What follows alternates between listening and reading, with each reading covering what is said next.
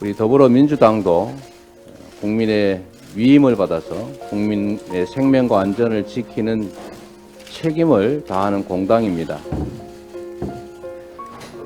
깊은 책임감을 느끼고 우리 국민 여러분께 국민 여러분의 생명과 안전을 제대로 완벽하게 지켜내지 못한 그 책임에 대해서 깊이 사죄드립니다.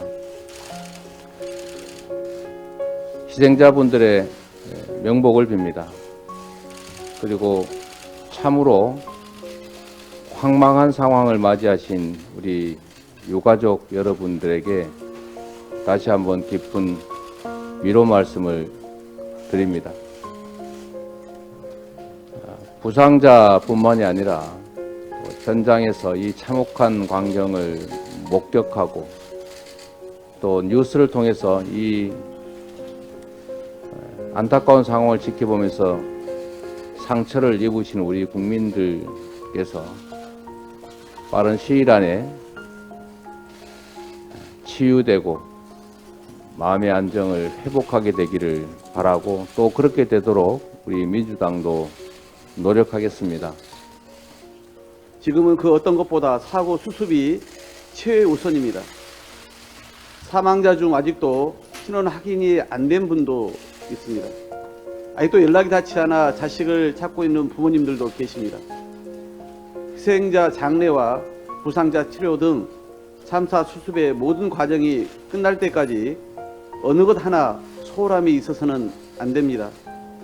특히 큰 슬픔에 빠진 유족들이 어제처럼 장례를 위한 후속 조치 미흡으로 또 분통을 터뜨리는 일이 없도록 해야 할 것입니다. 다시 한번 정부 당국에 만전을 기할 것을 당부드립니다.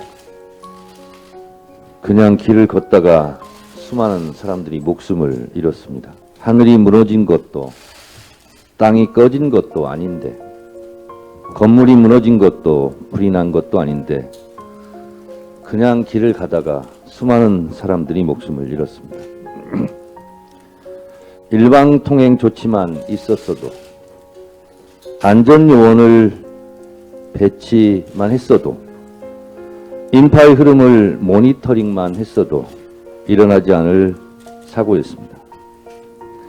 막을 수 있었던 일을 막지 못한 대형 참사, 인재였습니다.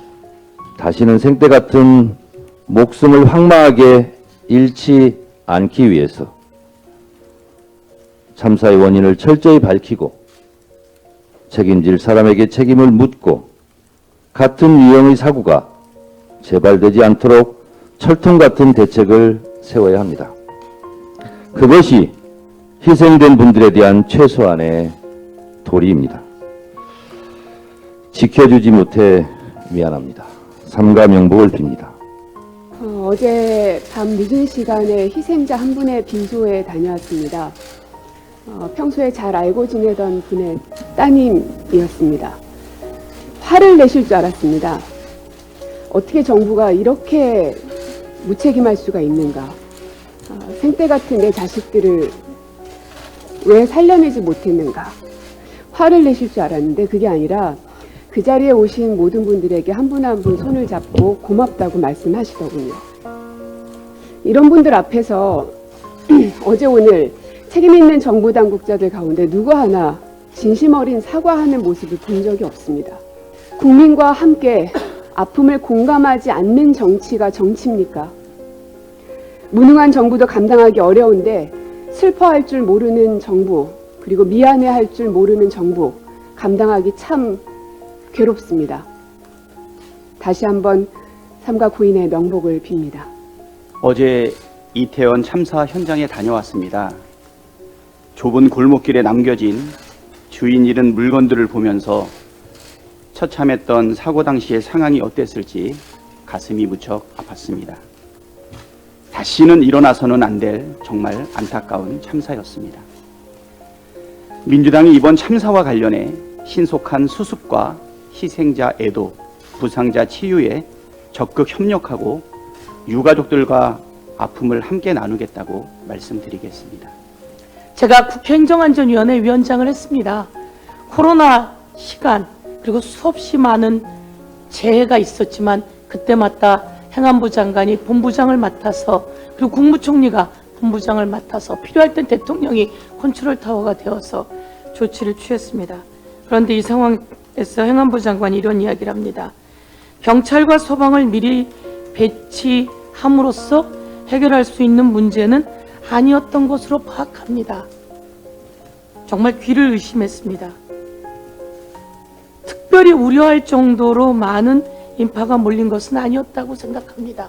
정말 귀를 의심하지 않을 수 없었습니다.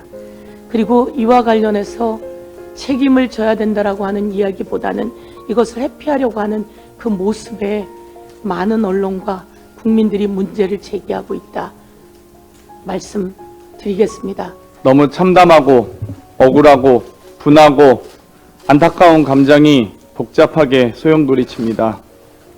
꽃다운 청춘들을 지키지 못해 한없이 미안합니다.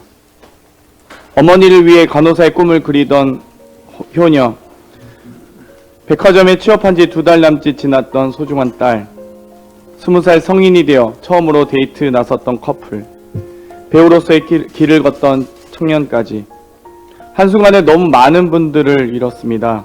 문득 노무현 대통령님의 말씀이 떠오릅니다. 비가 오지 않아도 비가 너무 많이 내려도 다 내 책임인 것 같았다. 9시 뉴스를 보고 있으면 어느 것 하나 대통령 책임 아닌 것이 없었다. 노무현 대통령님이 더 그리운 날입니다.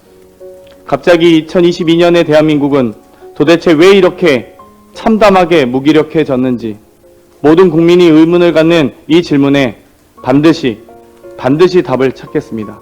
동국대 일산병원 장례식장의 유족들이 윤 대통령이 1대1로 공무원을 매칭시켜 주겠다고 말했는데 유족들이 모인 대기실에 모포 한 장, 눈물 닦을 휴지 한 장 없다고 울먹이고 있다고 합니다.